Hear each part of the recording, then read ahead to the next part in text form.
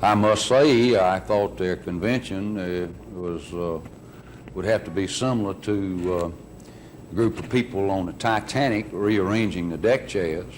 And that is Emery Fulmer's no-nonsense description of the National Democratic Convention. 4 years ago, many of you voted for Mr. Reagan because he promised that you would be better off. And today, the rich are better off. But working Americans are worse off. That's good political rhetoric by Mr. Mondale, but I think most Americans will, and most thinking Americans will recognize immediately that they are better off.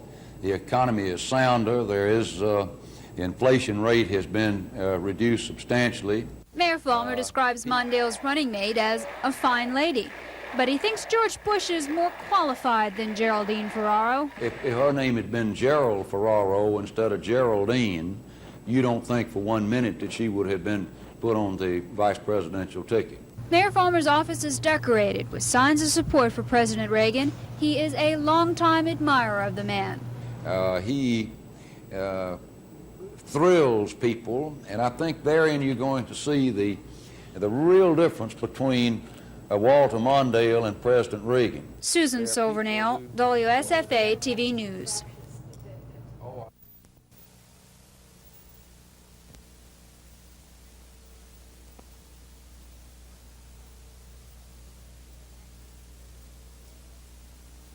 If you don't draw the line here, where do you draw the line? We do not believe, under the content and spirit of the rules, as well as the contracts, as well as the image of Miss America, that she should remain Miss America and still give this particular program the vitality and the respect to which it's entitled.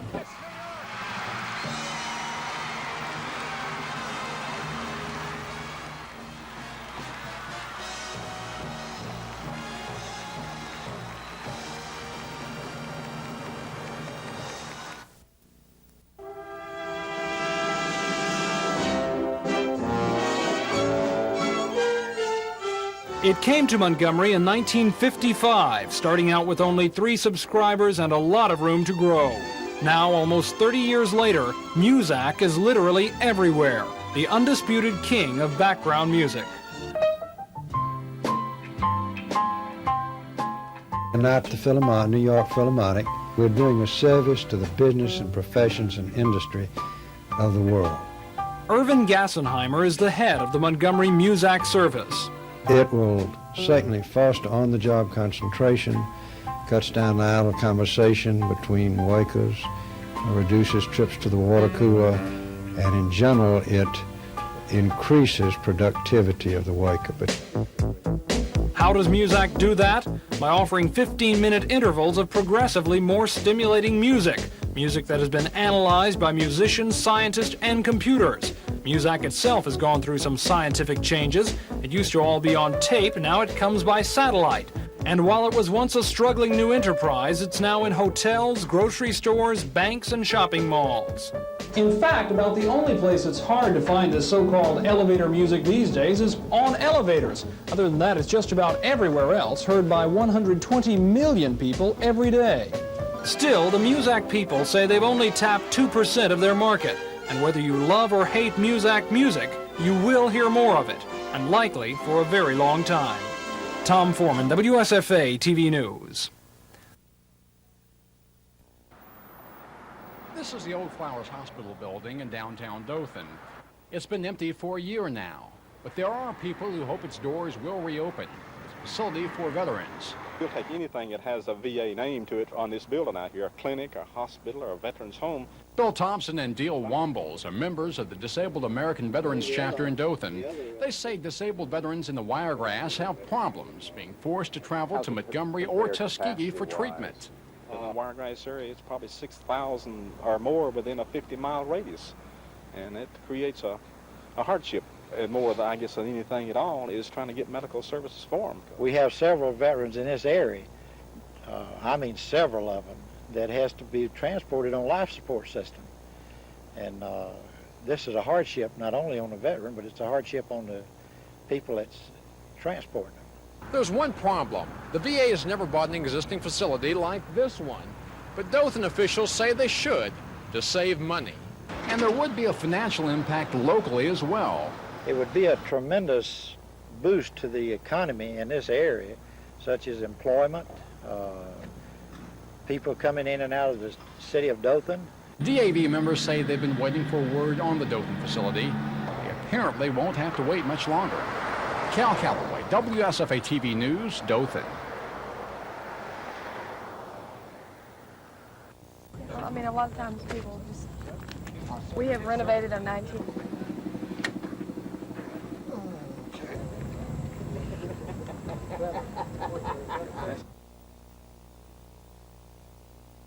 It's really an economy boom for fire services across the nation, and we're mighty well pleased with it, and mighty proud of the piece of equipment. About the same as if we'd bought a brand new custom-built triple combination pumper.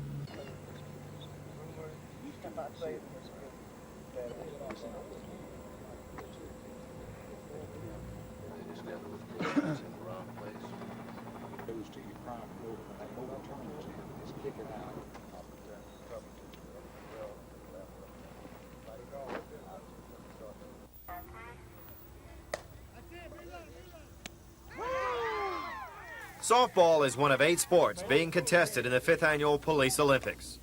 17 teams are vying for the gold medal, including the Montgomery Police Department team. This is the culmination of the season. We all look from about May on to the Police Olympics. We feel like it's the biggest thing in the state to us. Earlier in the day, Montgomery's finest held off a team of local state police and county sheriff's personnel, 4-2. Then waxed the Jasper police team here, 19-4. Hey, cue ball, we need about 20. Let's go now. A 7-5 loss to Birmingham is the only blemish on MPD's record. That occurred early this afternoon before they beat the Metro 10-9. The gold medal game is tomorrow. And how are Montgomeryans faring in other sports? We took the weightlifting heavyweight division. 2 of our officers did, first and second. We also took third and fourth in the 400 meters in the track this morning. And then, of course, the softball is the big event. Dave Cody, WSFA TV Sports.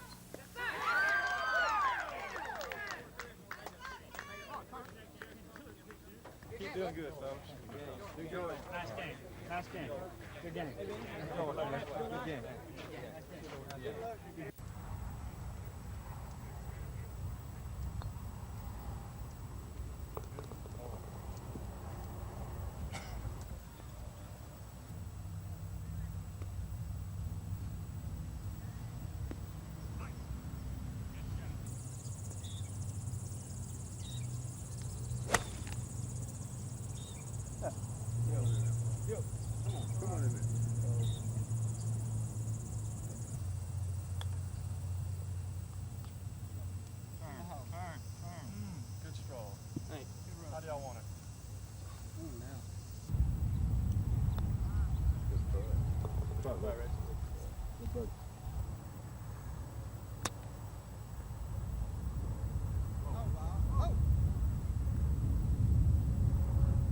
Put it in the fringe, that's what I was trying.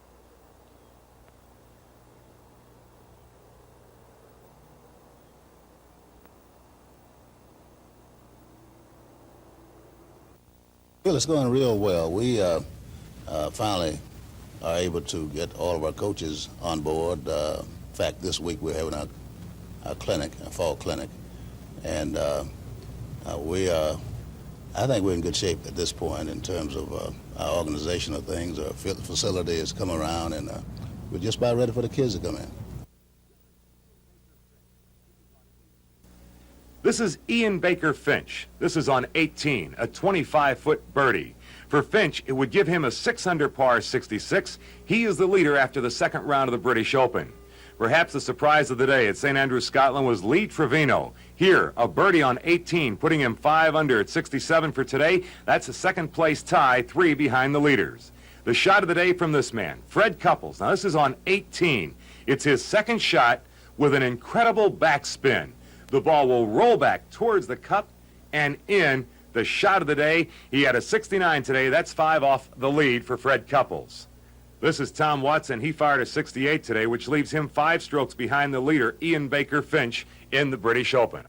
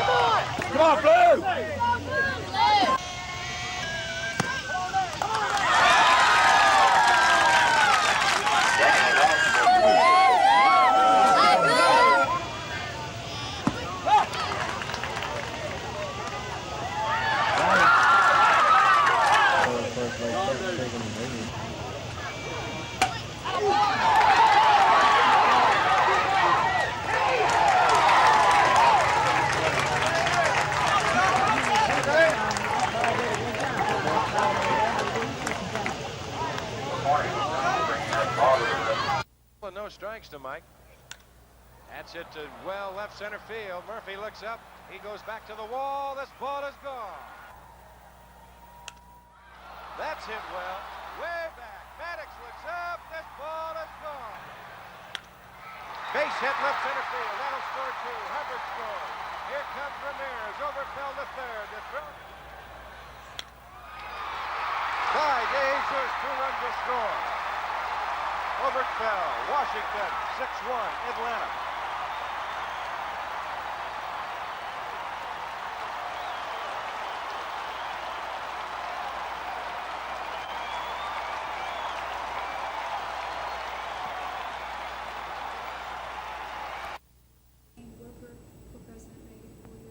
Oh, yes, indeed. I was campaign.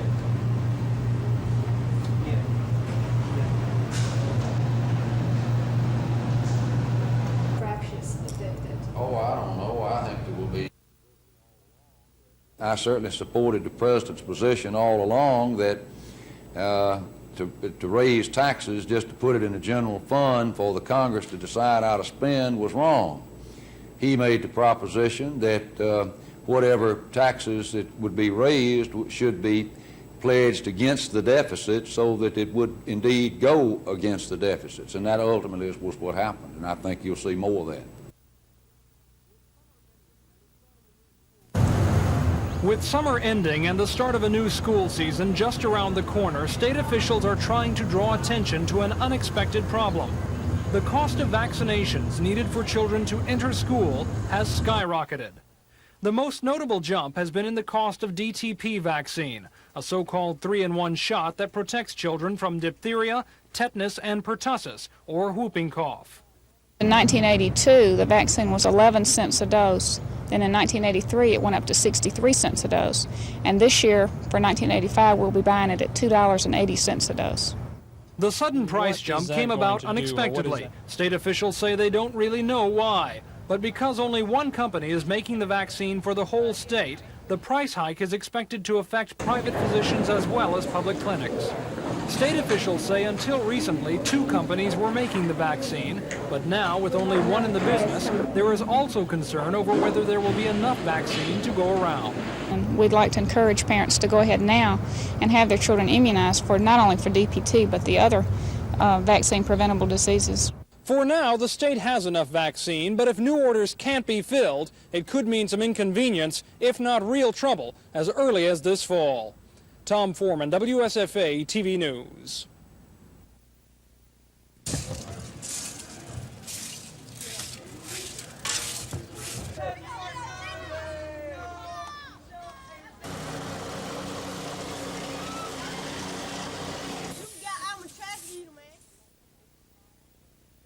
Each year we select a major project in the city that relates to cleanup or beautification of the city.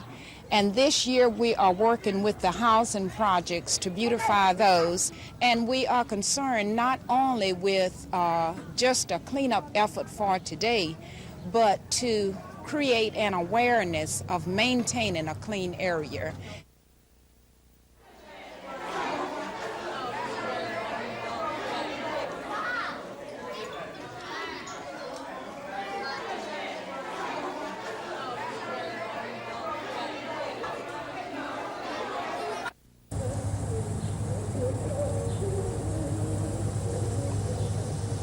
Shut up, Pat Simpson.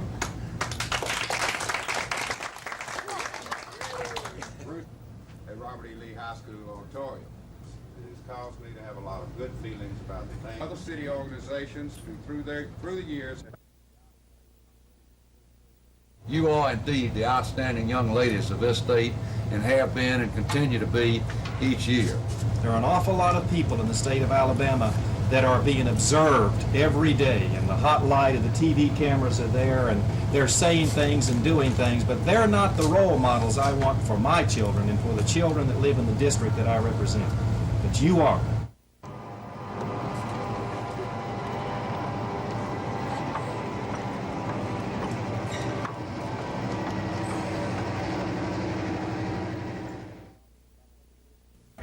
It took $1.6 billion in about 11 years to build both units at the Farley Nuclear Power Plant. Unit 1 went into commercial operation in December of 1977. Power company records show Farley 1 outproduced most other similar units in the U.S. during its first year. That is until it came time for the first refueling in March of '79. The expected brief operation turned into an 8-month ordeal as the Nuclear Regulatory Commission ordered extensive modifications as part of a nationwide program. The next 4 refuelings were also extended by needed modification or replacement of defective parts.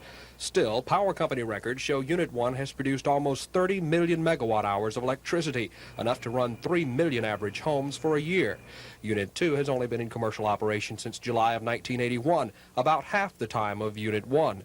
But in that time, it's produced 18.6 million megawatt hours of electricity, almost 2/3 of that produced by the first unit. Unit 2 has been available 88.1% of the time since commercial operation compared to Unit 1's 63.4%. But as successful as power company officials say Farley has been, if the company had to start from scratch on the plant in 1984, excessive government regulations would keep Alabama Power Company out of nuclear generation. In Alabama, public opinion is still very favorable toward nuclear power, and we're fortunate about that. The decision would be made on the realistic aspects of how long would it take to be completed, what would it cost, and could it even be completed. And our predictions are that right now it could not even be completed. And indeed, that's the case around the country. But now that Farley is up and running, the power company is squeezing every available watt out of the plant. And company officials say they should be able to do so for the next 40 years. Dennis Latham, WSFA TV News.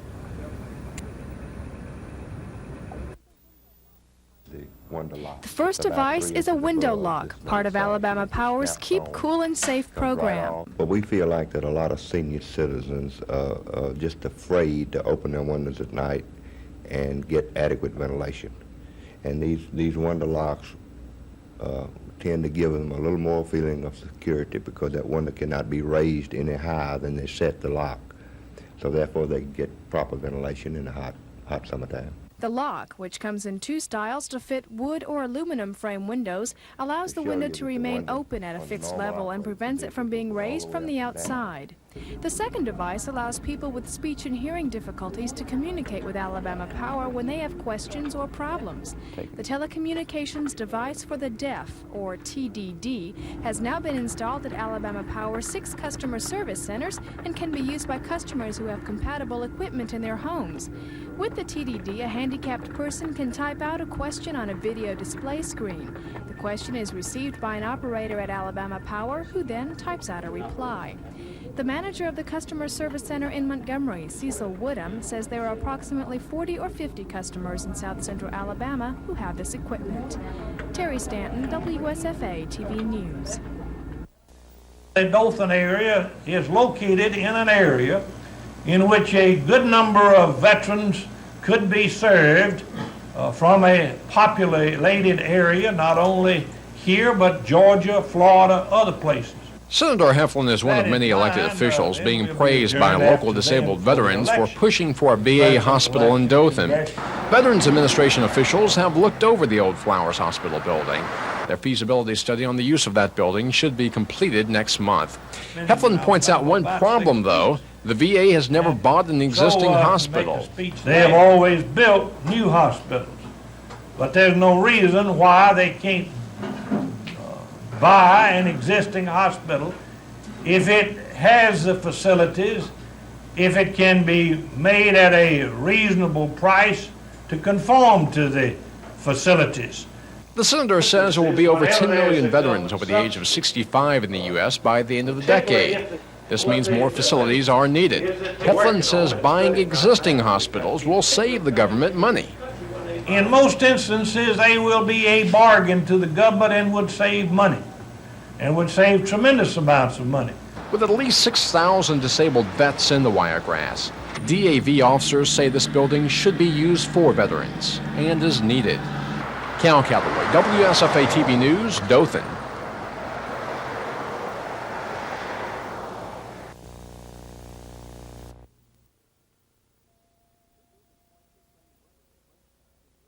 This isn't quite the same river the French found in the early 1700s when they came here to build a fort, and they'd probably be surprised to know how interested a young archaeologist is in what they did when they lived here.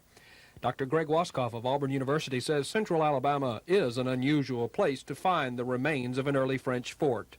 We've really learned a lot about how the French and Indians got along in this area. This is a major trading center, so we find lots of trade goods like small glass beads and copper items for their clothing and kettles, that sort of thing. So we learned how the contact between European settlers and Indians affected Indian culture. The years of painstaking work at the Fort Toulouse site have yielded a bonanza of articles, including Dutch beads, cannons, swords, and fine china. All these bits and pieces of history give archaeologists and historians a better idea of life a quarter century ago. And eventually, when Fort Toulouse is recreated, these scholars hope to pass along what they've learned to the rest of us. Dennis Latham, WSFA TV News.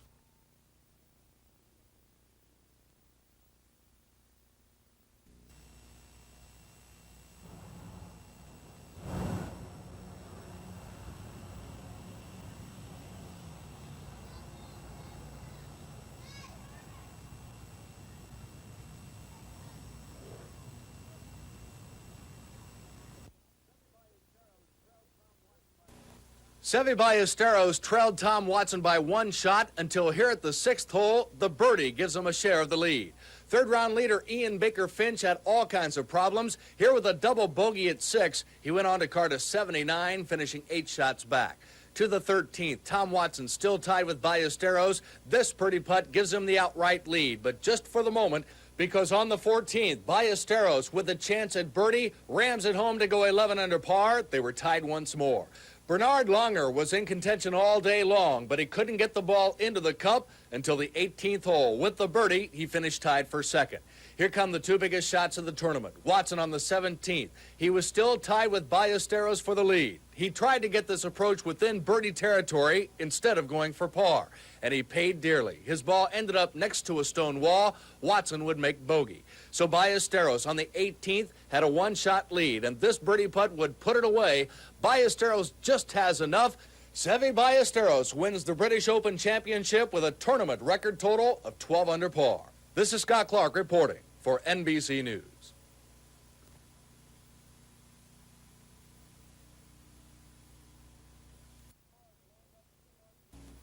33 cars lined up to start the annual Michigan 500 with Mario Andretti on the inside pole position, Tom Sneva right next to him. This race was marred by a number of yellow flags and accidents. On lap 148, the red car of Chip Ganassi spins out in the middle of the track and is hit by Al Unser Jr. The 2 cars tangle together and crash into the inside retaining wall. Ganassi suffered severe head injuries and possible fractured legs. On lap 216, Gary Bettenhausen in the green car is hit in the rear by Howdy Holmes. Bettenhausen flips over in the 2 cars with Bettenhausen on the outside right up into the rail. Final lap of the race, Rick Mears and Pancho Carter battling for 3rd place when Carter, trailing, hits the back of Mears and spins out, smashes into the retaining wall. The car totally disintegrates, drops down to the infield, and then turns over and over and over and over again. Miraculously, Carter escaped from the crash without serious injury. As the accident cleared, Mario Andretti captures the checkered flag to win the Michigan 500 by less than a car length over Tom Sneva. I'm Michael Stone for NBC News. We pick up action in the top of the 2nd inning with the Phils leading 2-0. Greg Gross pokes a base hit into left center. Dale Murphy comes up throwing, but the throw is not in time to get Ivan DeJesus. The Phils take a 3-0 lead. The next batter is Von Hayes, and Hayes hits one to left center field as well.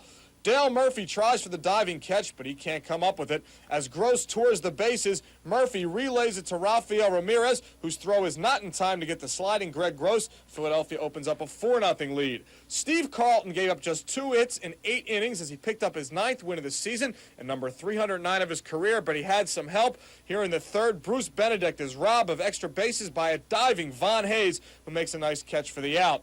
To the 8th inning, leading 4-0, Ozzie Virgil drives one deep to left field. Jerry Royster watches it hit the fence. Mike Schmidt scores, and Glenn Wilson will follow him home by sliding in. The Phils led 6-0. They win it 6-2 over the Braves.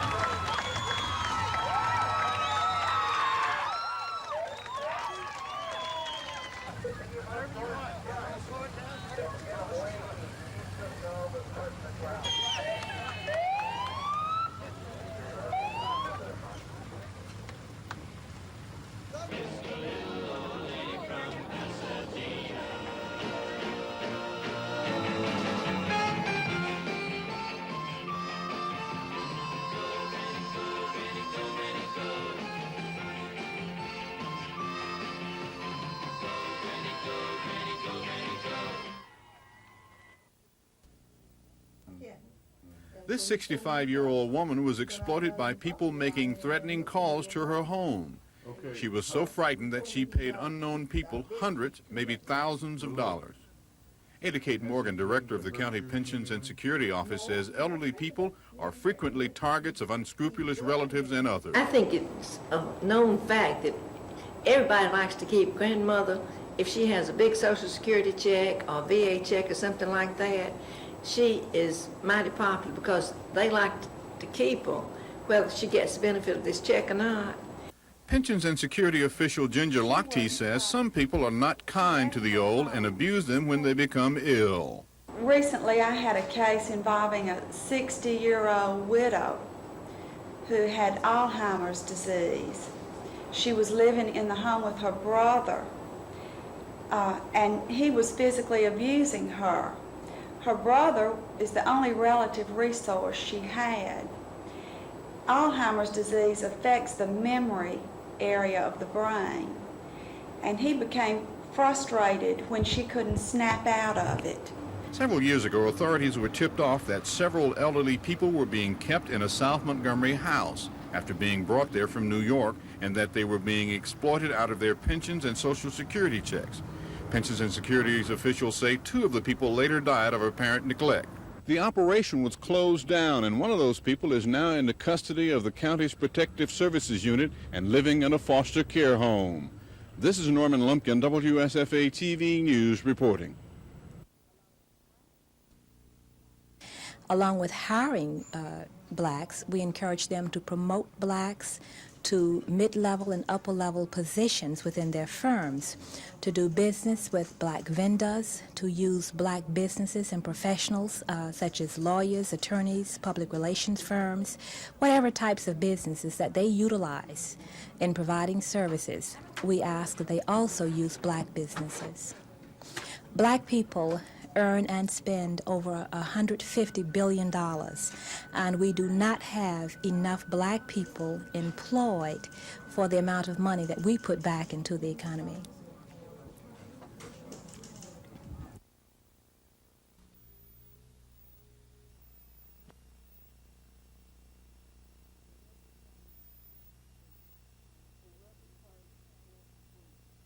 We will be closed next week, but it will not disrupt any of our crisis services such as crisis counseling. We will continue to respond to our warm line, which is our child abuse line.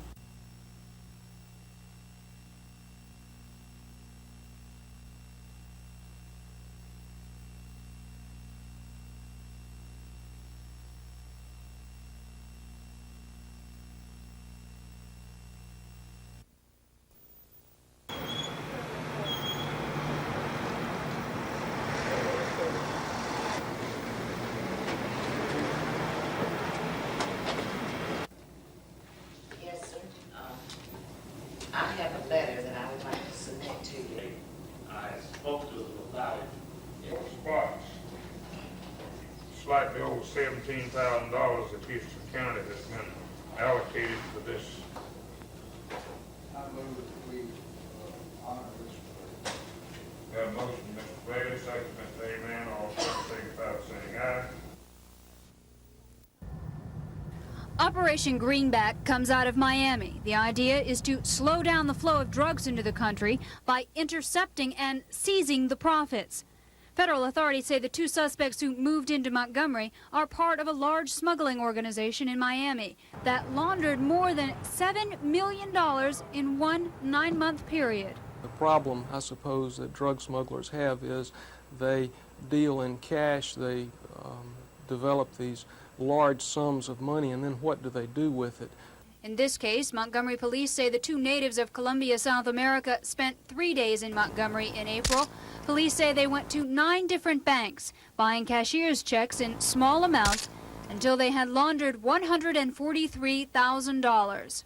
The organization can then turn around and deposit those cashier's checks into bank accounts controlled by them and other banks without ever having a record made or filed with a federal law enforcement agency concerning the nature or source of the money in the account.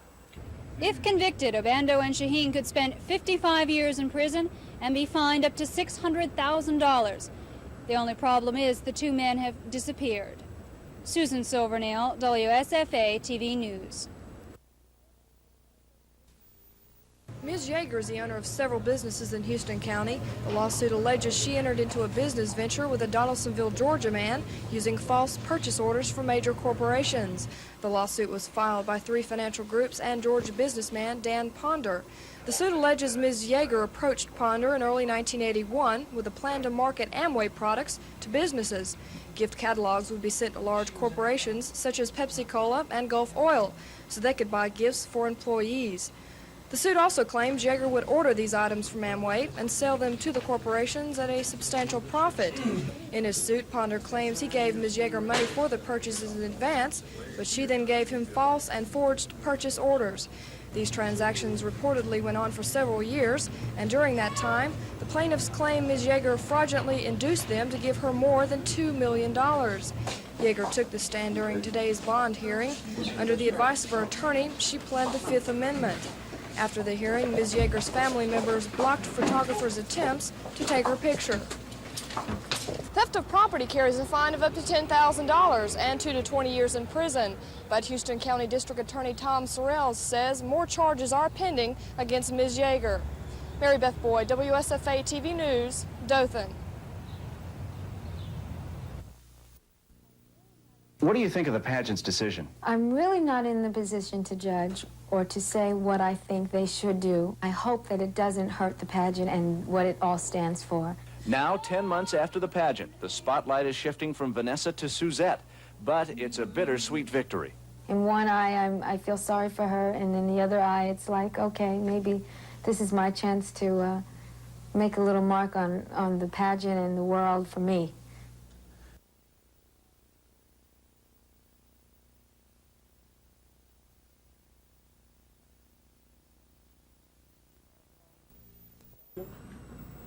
Paul Fields is coming back. Alabama head football coach Ray Perkins told members of the state and national media assembled in Tuscaloosa that if he had to start a quarterback tomorrow, it would be fifth-year senior Paul Fields. But that he's glad he doesn't have to make a decision so soon because the position is wide open. You know, actually, we have 3 freshmen. One gets overlooked, but his name is Angelo Stafford, quarterback from Mobile that we signed 2 years ago. They had to go to school for a year to become eligible. Perkins will also be eyeing secondary prospects carefully when fall practice begins August 4th, but he's confident the Alabama Redwood Forest defense can do its job. Certainly there's no one in the country going to put any better than our 2 outside linebackers on the field, Cornelius Bennett and Emmanuel King. Perkins also speaks highly of the Tide's defensive front, led by Big John Hand and the Alabama running backs. I think we've got the best fullback in the country without question, Ricky Moore. I think he's a pro player right now. I think he was last year. I think Kerry Good has an opportunity to attain greatness. Perkins isn't doing any preseason prognosticating as far as the SEC is concerned. He says only 3 teams, Ole Miss, Vanderbilt, and LSU, return experienced quarterbacks. Let's face it, everybody has to have a little bit of a lucky bounce here and there in this day and time because it's very competitive. Our conference is the most competitive conference in the country.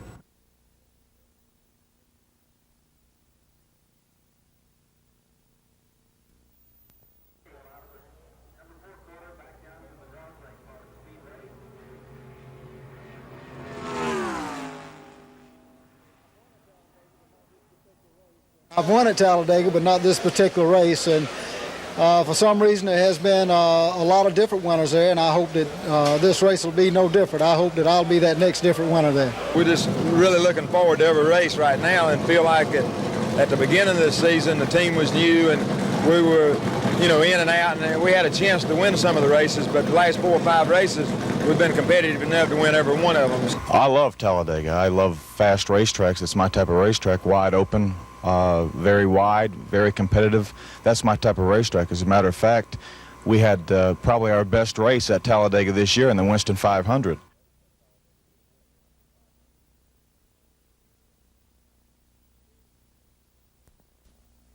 From our kicking game. We lose, apparently we lose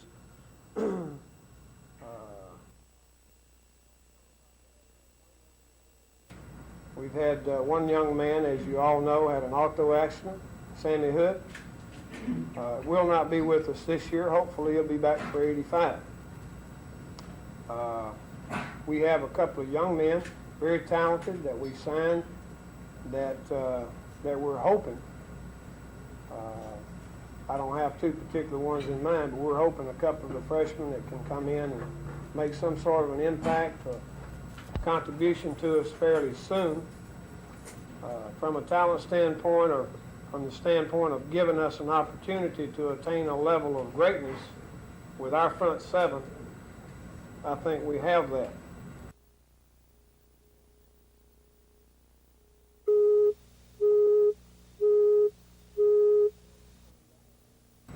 Paul Fields is coming back. I think that he can help us. I think that he will help us. Whether he's starting or not is going to be totally up to him. He'll start out in that position, followed by Mike Schuler, and then all the rest. We have to, on that side of the ball, figure out through the shuffle what two or three we're going to work with as quickly as we can and resolve that as quickly as we can so that we can get to work to the two or three that are going to be the players in the game.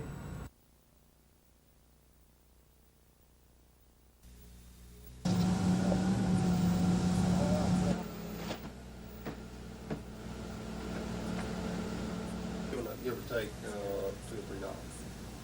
That's how much they actually use the players.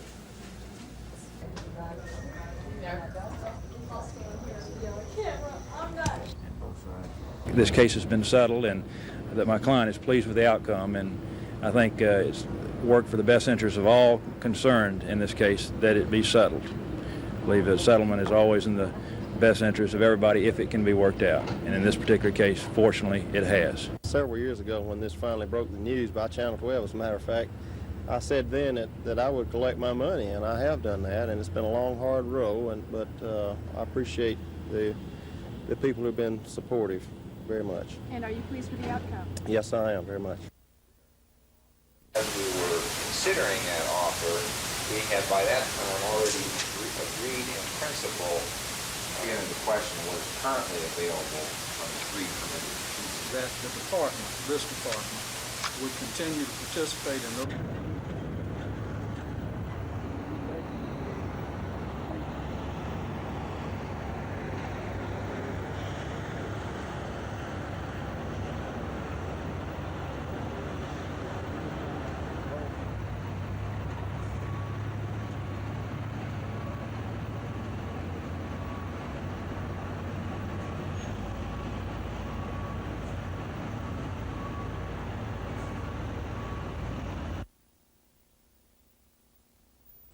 General Fleet. One thing that I wanted to do when I retired from military service, which is coming up this Friday, was to stay active, stay busy, and stay useful. My career orientation and bent has been service to our country for the past 35 years, and now I'm delighted to have the opportunity to carry on in that orientation and be of service to this community, and I sincerely hope that I will be. Of the United Way, the directors of the agencies, and the people who I've known over the last 3 years here in Montgomery. This woman is in her 50s and is in the custody of the Pensions and Securities Protective Services Unit. After suffering a stroke, relatives would cash her check, and she suffered other abuses. Officials asked that her identity be kept secret. He would be outside or gone someplace. I would need to use the bathroom. Whole lot of time. You know, way back, I was really deteriorated. I couldn't get to the bathroom. I would just have to lay there. And my husband would be gone, and I would just have to lay there in the bed. Another client of the Protective Services Unit is this woman, in her 70s, who was neglected by family members and is now living at a foster care home with no problems. This 65-year-old lady was victimized by someone who knew she lived alone and made threats on her life, requesting money or the threats would be carried out. That exploitation was stopped when her brother took over her finances and is now making regular visits to her home.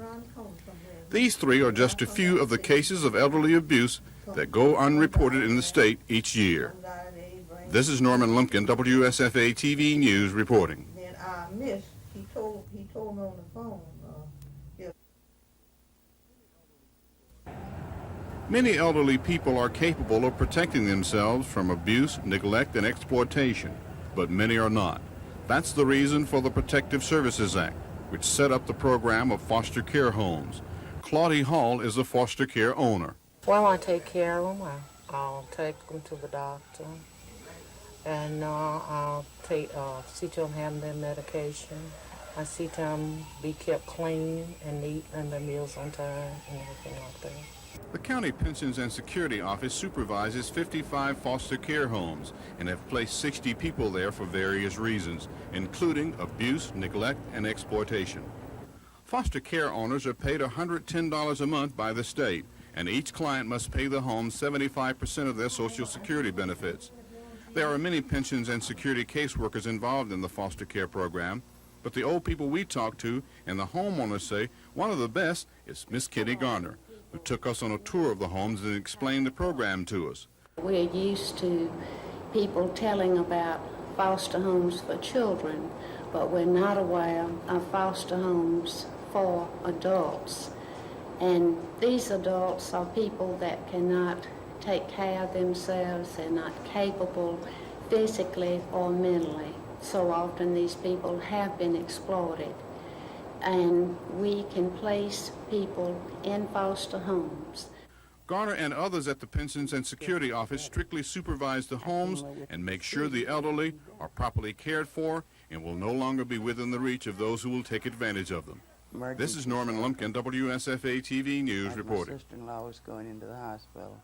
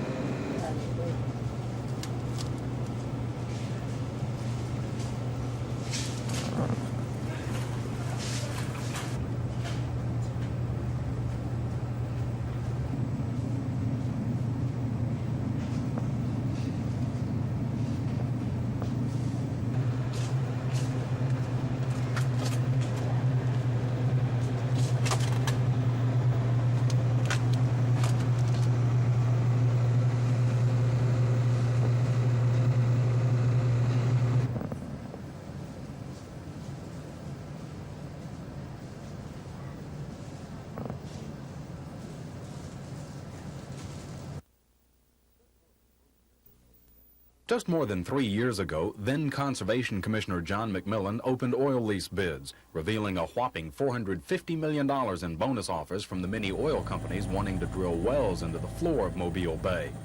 But that was 3 years ago. There just were an unusual combination of factors that came to bear in that result in '81 that are not all present today in 1984. The major differences include a leveling off of gas prices since 1981, and what appear to be the best tracts have already been leased, but even that is an encouraging sign. To date, 4 widely spaced wildcat wells have been drilled in Alabama or adjacent federal waters, and 4 major gas discoveries have been achieved, and that's excellent batting average when you're talking about $25 million wells. Couple that with the continued emphasis by oil companies to find domestic reserves and the seemingly endless unrest in the Middle East, and Alabama's Mobile Bay is an appealing sight. While experts would be surprised to see record high bids as compared to the $450 million in 1981, conservative estimates for the August bid range from $100 to $300 million. It would still rank as one of the highest sale figures for a state, in a state sale, over the past 10, 15, 20 years, really. That would still be a very significant figure. Hoping for another one-time windfall, the Wallace administration and the legislature are already drafting ideas on how to use the money, tentatively considering a special session for late August or early September. Chris Grimshaw, WSFA TV News. Have a resolution, please.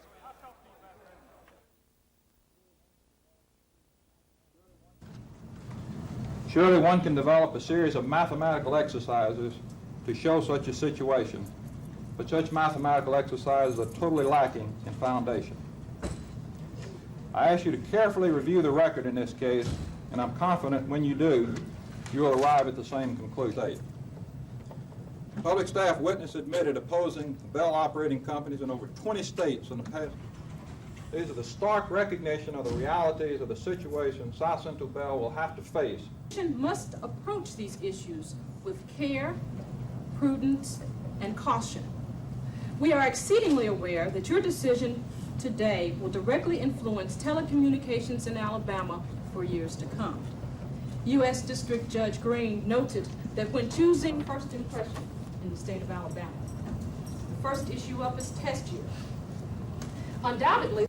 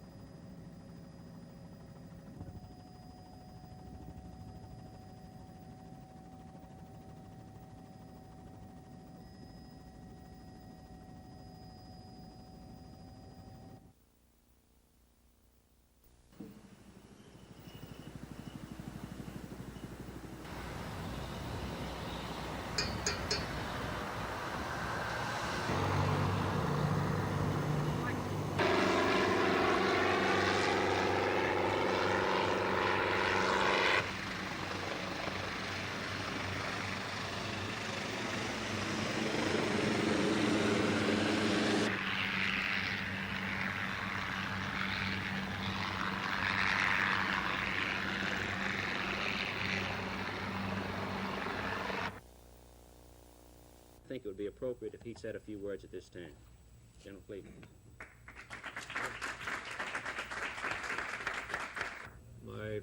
My career orientation and bent has been service to our country for the past 35 years. And now I'm delighted to have the opportunity to carry on in that orientation and be of service to this community. And I sincerely hope that I will be. I look forward to working with all the members of the United Way, the directors of the agencies, and the people who I've known over the last 3 years here in Montgomery to make Montgomery a better place and a better community.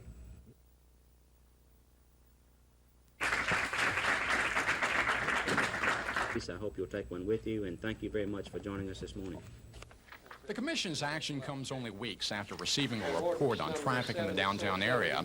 After being approved by the City Planning Commission and other groups, the Commission gave its okay to the first set of recommendations. Many of these recommendations deal with one-way streets.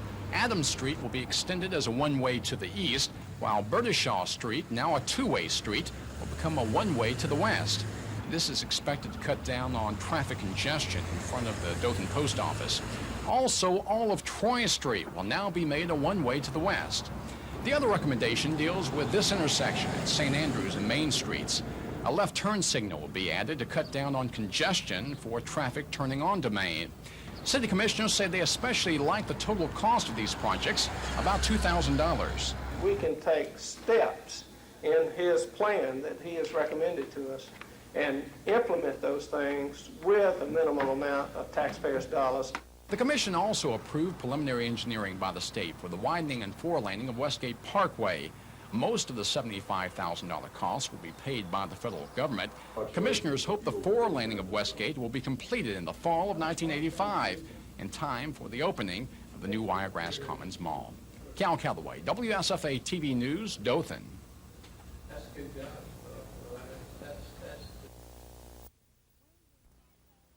Wayne Greenhaw calls the drug bust at the Hurtsboro, Alabama airstrip a textbook case. where a combination of good undercover work and luck netted 8 tons of marijuana and prison terms for 16 smugglers. Here are 2 policemen who go undercover. They get involved extremely quickly. They have good sources who tell them what to be wary of, what to look for. Greenall says he didn't know too much about drug smuggling till he started to fly high, moving around the country and getting drug agents and smugglers to tell their stories. Talked to, well, first of all, the agents. And I got in with the agents through the bad guys. And the bad guys gave me telephone numbers and names and said, you know, you contact these people because they're the ones who caught me, for instance.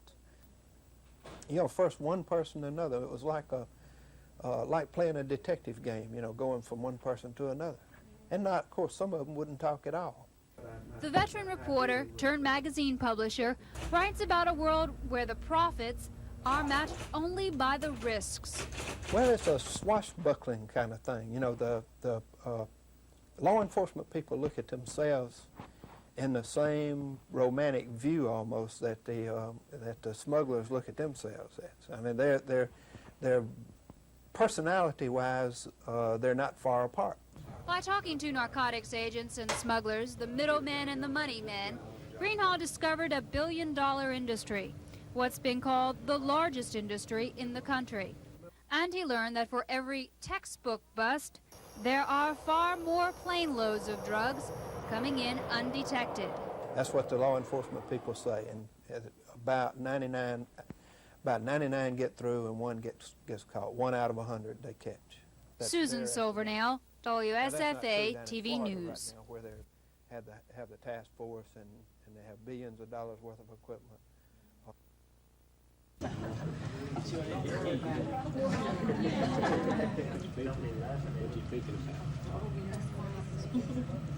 We stand against abortion. We stand against the ERA. We are not in favor in any way of the feminist movement.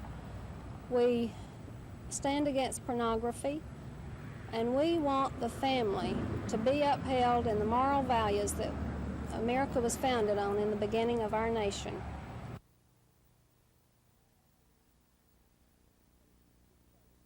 But if you keep college football, I think, you know, on Saturdays, don't play them on any other day, I don't really see why they're fearing a saturation.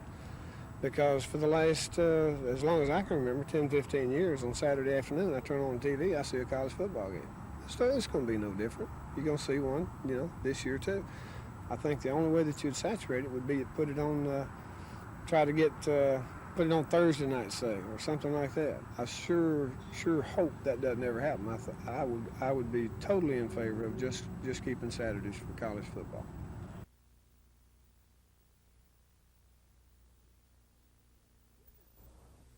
This is hardly the place one would expect to find a tennis court. But along the banks of Lake Jordan in Elmore County lives one of the largest tennis families. Meet the Barretts. There's Granny, her son Bobby, and his wife Anita, recent finalists in the Equitable Family Tennis Challenge. Bobby's brother Jack and his wife Carolyn. And nephews Randy and Ricky Roberts. For those who are too young to pick up a racket, there are other things to do courtside. This is where it all began for the tennis-playing Barrett family. Some 26 years ago, Ann and Jack Barrett built what was then a dirt court on this same location. They built the court so their children could play tennis close to home. Took the old Cub tractor, and Jack scraped off a place up there, and we built just a dirt court.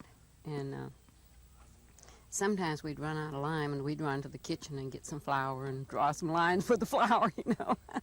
There's an old saying, a family that prays together stays together. The Barretts are living proof that a family that plays together stays together. We play a lot in the afternoons after work, some ones of us at work, and then, of course, the housewives stay at home with the kids all day, and they're glad to have something to do in the afternoon, and it keeps us all real close together. I really wouldn't. I don't think I'd be playing tennis if it wasn't for all of him, because it helped me learn, you know. As if 7 tournament players from one family weren't enough, Anita is due in December. But instead of a Jimmy Connors or John McEnroe, she's hoping for a Chris Evert.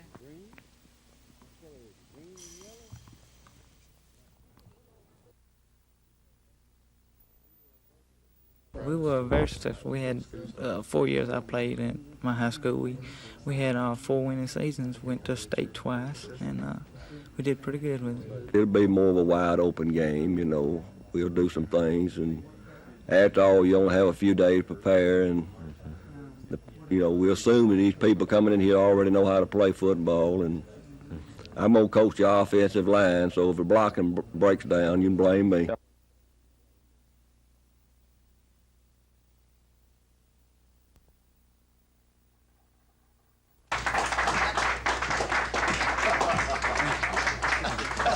That's about how I wear my hats. Thank you, Pat. Appreciate it. This is official? Yes, sir. Is that a guaranteed deal? I want to thank, first of all, Pat. I want to thank CBS for giving me an opportunity to stay involved with a sport that I